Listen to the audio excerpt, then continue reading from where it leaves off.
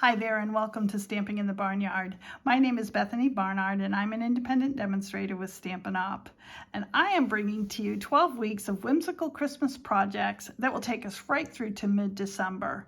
This is a little treat box that we're going to make today, and I have put inside it a little candy cane and a little Keurig milk chocolate hot cocoa. You could also fit some mini marshmallows in here, and I probably will add them in as we get closer to Christmas.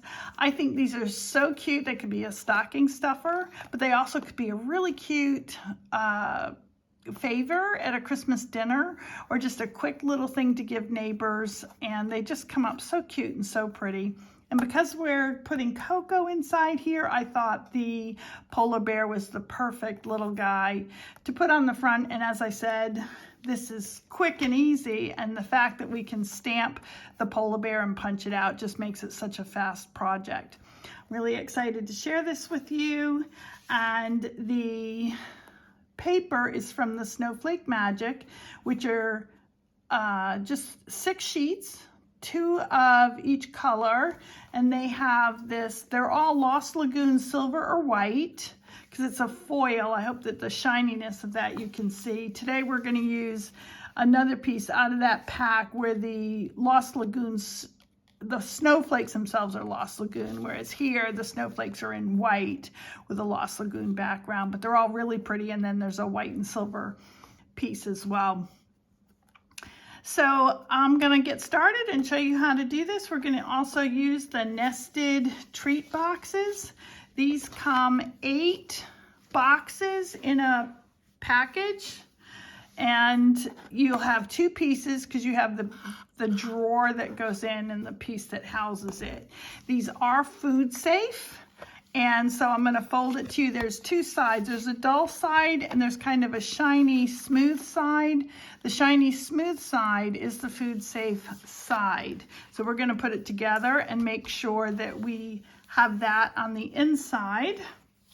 But before we start to adhere these, the first thing we have to do is take one of our squares, which, because these are 2.5 inches high, 2.5 inches deep, and 2.5 inches wide, I cut all of these at 2.25 inches square, 2.5 by 2.5.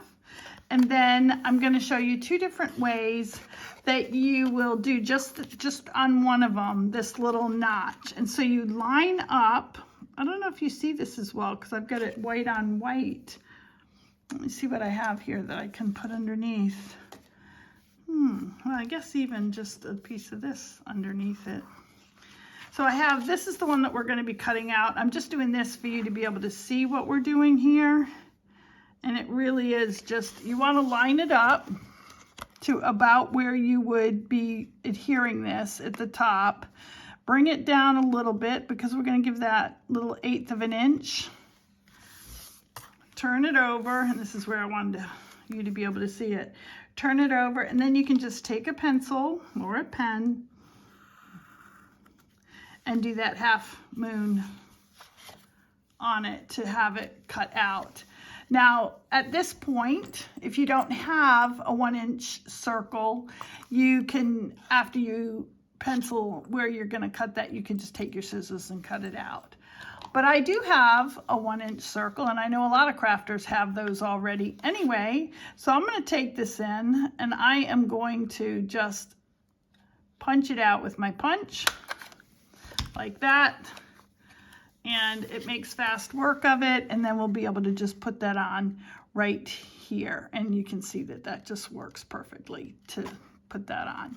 So that's what we're going to do right now, is go ahead and adhere it on the front. Now this is the shiny side, so you want to make sure that you're putting it on the same side with these tape pieces, because you can see that these boxes already come with the tape, the double-sided tape that you need to adhere it. I didn't put that on, it comes that way, so that's what makes it such a quick project. Now this foil is very, if you put your glue on heavy at all, you'll see the lines of it through. You know what I should have done is I should have put out my little piece of silicone mat, and then you would have been able to see this a little bit better, and it's always neater, right? Okay, so I've put that glue on, and I just run that glue right around the perimeter. You don't need more than that. And then I'm gonna put it right on here and kind of make sure that it's got the same border all the way around. And that's really the only one you got to worry about. Now on the actual drawer piece, that's the only piece that we actually put on the box. So now we're ready to put this box together. So we're just fold it up on these score lines that are already there. And then where it has the adhesive, you're going to fold that in on both sides. And then you're going to pull up the adhesive. And then you just bring up this side. And it sticks. And you're just going to do that on all 4 pieces. I just love these boxes. There's so much you can do. You can use these for Christmas, of course, with what we're doing. But you know, you could buy enough boxes and use them all through the year and just decorate them for whatever occasion you're thinking of. I just love it. I think I'll probably put them around as table favors when we always have a family Christmas party. Even before Christmas, we have a progressive dinner and we go to each other's house and have a different course of food. So it's a lot of fun. Okay, so this is the drawer itself. And then now we have same thing, shiny on the inside, dull on the outside. I personally prefer to decorate these after this box is together. Probably the main reason is I don't put any of the DSP on the actual bottom of it, and I feel like I'll know better where the bottom is once I've put this together and have the drawer in. So that's my reason. So let me try and keep this on the camera for you. Hope I did when I did the first half. Anyway, come up, close it. But you can see with them having already put that adhesive on, just how fast these boxes come together. You just have to have the ability to pull up that backing, I guess. And then right there. So there's the box finished. Now, one of my recommendations to you is to have where you have adhere it, have that be the top and the bottom. I think it slides through a little bit better that way.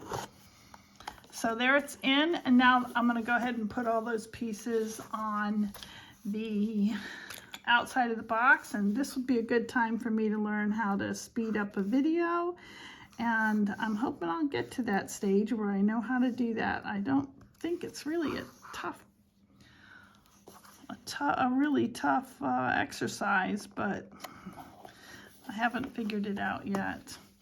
So, and I like to use this in order to avoid any lines of where the glue is on this thinner DSP, because it's the foil. And you know, foil, if you imagine aluminum foil and you running anything across it, it's going to show up, like if you were to run any kind of tool across it. So you have to be really gentle with the glue side. So I like to use the fatter side, which will actually kind of push the glue down as you put the glue on. Again, only the perimeter. Or if you like the tape runner, a tape runner will also adhere. I mean, a tape runner works pretty well on DSP, and so that would be fine. I don't think that would come up. I think everybody knows I love my liquid glue, but a tape runner really would work on this project as well.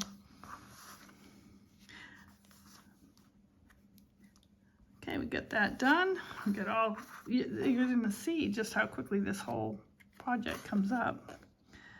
Now the only thing at this point, there we go, I had a little bit of a glue ball there or something so you can see how they're a little bit different, but the light hopefully will show you how these snowflakes come up on there. And I have something else I'm going to try on here that I haven't made before. But we're going to now stamp our little polar bear in the Lost Lagoon.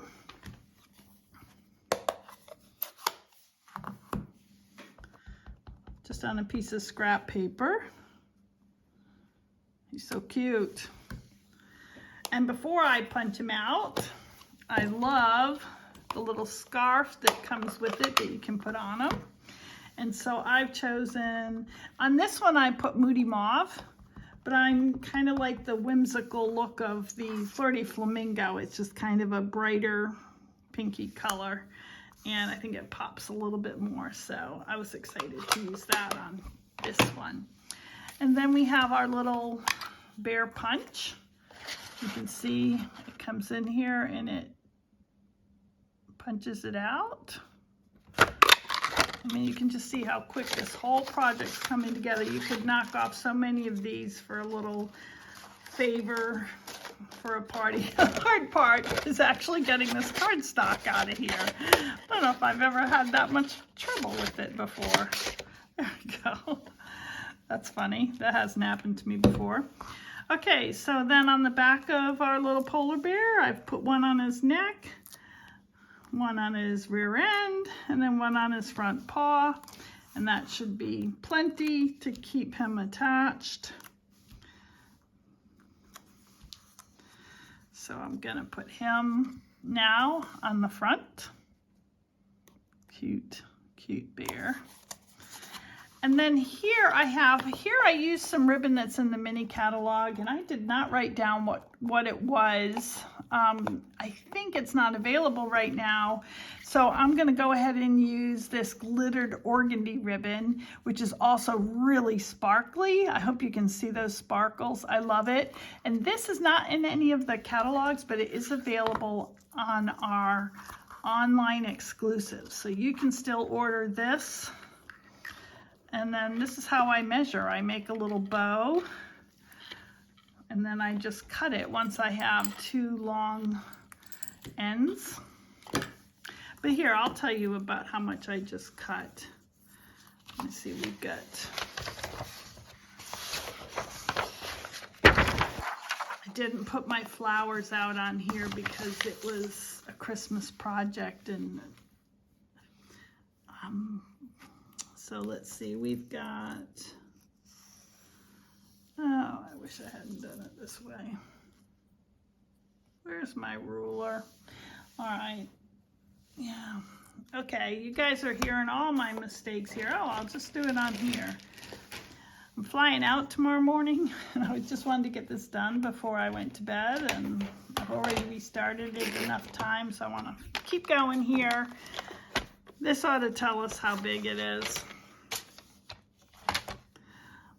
Let's see, this is 17 inches to here, and I cut another 7, so that's 2 feet. I'm betting when I tie this up, you'll see that I have more than enough, and you'll just have to let me know if you're one who loves to have a nice big bow on the top. But yeah, this is basically 24 inches of ribbon. Tie that up. Love these boxes. I mean, even as I have made over 50 of these boxes because I have given them out at some of my events, but here it is. I'm making another one and I still love them, and I'm really excited about making them for the season. So I hope you like them as much as I do. But you can see that 24 inches is plenty for a nice, lovely bow on there. And there we have it. And then we're just going to fill it up with our cocoa and our candy cane. You know, I'm going to see my grandkids. Maybe I should just pop these in my suitcase and bring them up to them. So there you have it. 2 really cute, as I said, table favors. You could put their names up here. Christmas stocking gifts, something to have at your door for the mailman or other unexpected gifts. I hope you enjoyed that as much as I did. Thanks for watching.